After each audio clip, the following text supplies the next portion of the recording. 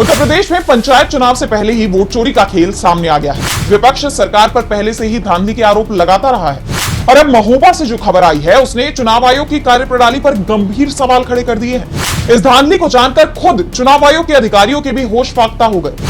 तो क्या है पूरी खबर, जानेंगे इस रिपोर्ट में। एसआईआर के नाम पर पहले से ही बड़े खेल की बातें हो रही हैं। वोटिंग लिस्ट पर सवाल उठाए जा रहे हैं। कभी भी कांग्रेस सांसद राहुल गांधी की तरफ से वोटिंग लिस्ट को लेकर हाइड्रोजन बम फोड़ा जा सकता है, तो वहीं वोटिंग लिस्ट को लेकर धांधली की भी बड़ी खबर सामने आई है।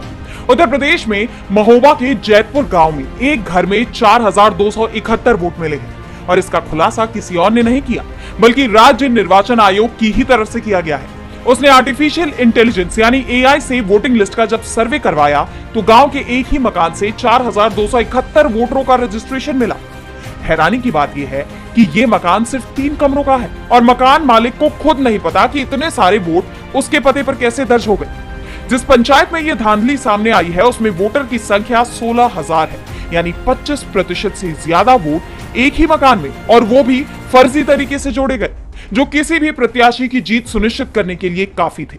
ऐसे में सवाल ये उठ रहे हैं कि क्या चुनाव आयोग इतनी बड़ी गड़बड़ी से अनजान था या फिर जानबूझकर इस पर आंखें मूंद रहा था। जैसा कि आप जानते हैं कि विपक्ष पहले ही आरोप लगा चुका है कि सरकार वोट चोरी के जरिए लोकतंत्र के साथ खिलवाड़ कर रही है।